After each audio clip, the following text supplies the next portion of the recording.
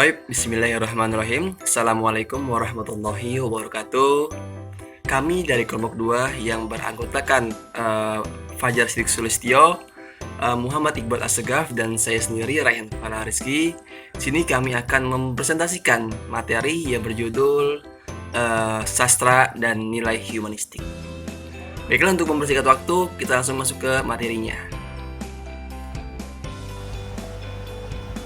Baik, di sini saya akan menjelaskan tentang sastra. Sastra adalah ciptaan yang disampaikan dengan komunikatif tentang maksud penulis untuk tujuan estetika. Sastra membahas segala hal yang berhubungan dengan kemanusiaan, dan karya sastra selain menyajikan estetika bentuk, juga menyajikan gagasan pengarang yang mengandung nilai kemanusiaan. Sehingga sastra dan tata nilai kehidupan manusia merupakan dua fenomena sosial yang saling melengkapi untuk mewujudkan peradaban. Bismillahirrahmanirrahim. Slide selanjutnya yaitu tentang humanistik.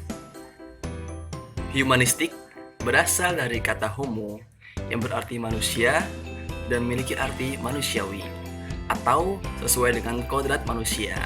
Menurut Depdiknas tahun 2008, halaman 512, humanisme adalah aliran yang bertujuan untuk menghidupkan rasa perikemanusiaan dan mencita-citakan pergaulan hidup yang lebih baik lagi.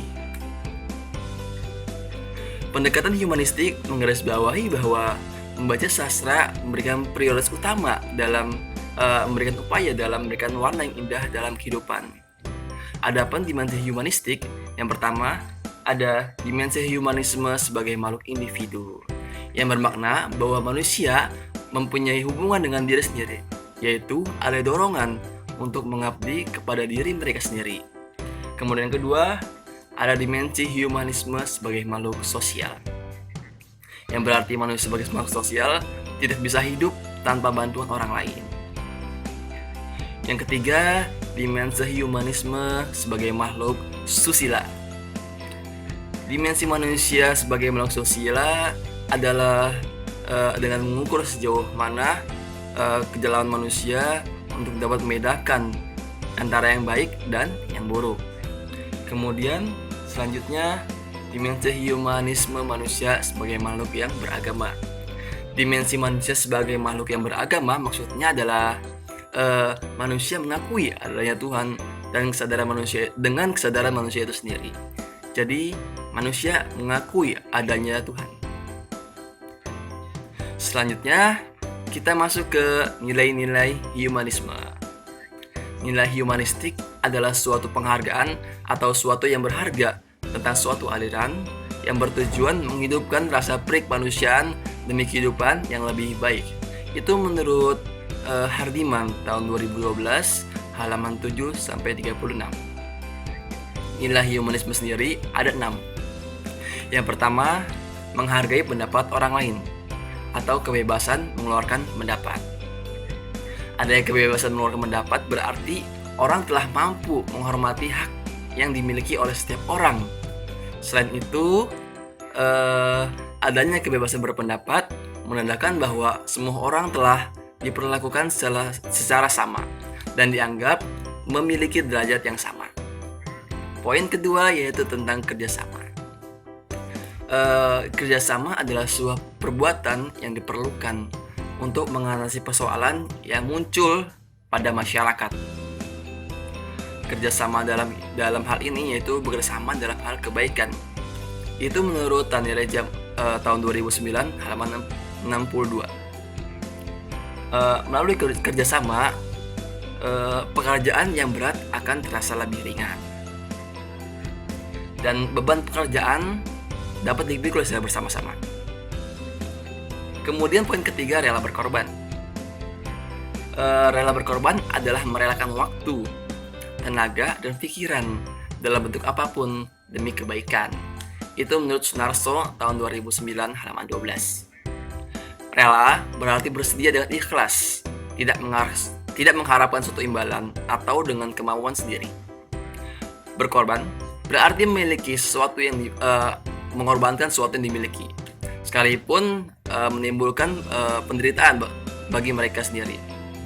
Rela berkorban pada masyarakat berarti bersedia dan ikhlas memberikan sesuatu yaitu tenaga, harta, dan pikiran untuk kepentingan orang lain dan atau masyarakat.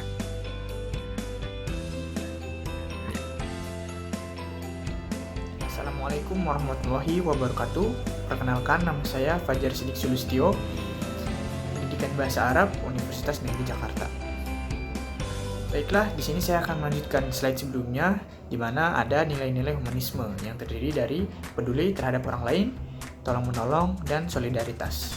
Nah, kenapa nilai-nilai humanisme itu termasuk kepada peduli terhadap orang lain? Karena peduli adalah sebuah sikap keberpihakan kita untuk melibatkan diri dalam persoalan, keadaan, atau kondisi yang terjadi di sekitar kita. Sikap peduli merupakan suatu sikap yang memperhatikan nilai-nilai kemanusiaan. Kemudian ada tolong-menolong. Nah, tolong-menolong ini termasuk ke dalam nilai-nilai humanistik. Tolong-menolong ini adalah membantu seorang yang kesulitan. Tolong-menolong berarti membantu meringankan beban. Kemudian ada solidaritas. Nilai solidaritas mengikat manusia yang sama-sama memiliki kebebasan untuk mempertimbangkan kepentingan pihak lain. Sebagai nilai solidaritas, ini dapat menumbuhkan sikap batin dan kehendak untuk menempatkan kebaikan bersama di atas kepentingan pribadi, mengasihi sesama, dan merhati terhadap manusia. Kemudian selanjutnya ada nilai humanistik dalam sastra. Nilai-nilai nurani yang ada di dalam diri manusia kemudian berkembang menjadi perilaku serta cara kita memperlakukan orang lain, termasuk ke dalam nilai humanistik di dalam sastra. Kemudian karya sastra sebagai bentuk seni, kelahirannya bersumber dari kehidupan yang bertata nilai kemanusiaan. Dan pada gilirannya, sastra seharusnya memberikan sumbangsi bagi terbentuknya tata nilai kemanusiaan. Terima kasih. Ya, sekian presentasi dari kami. Jika masih ada yang bingung, silahkan ditanyakan pada kolom komentar. Kurang dan lebihnya mohon maaf. Billahi taufiq wal hidayah. Wassalamualaikum warahmatullahi wabarakatuh.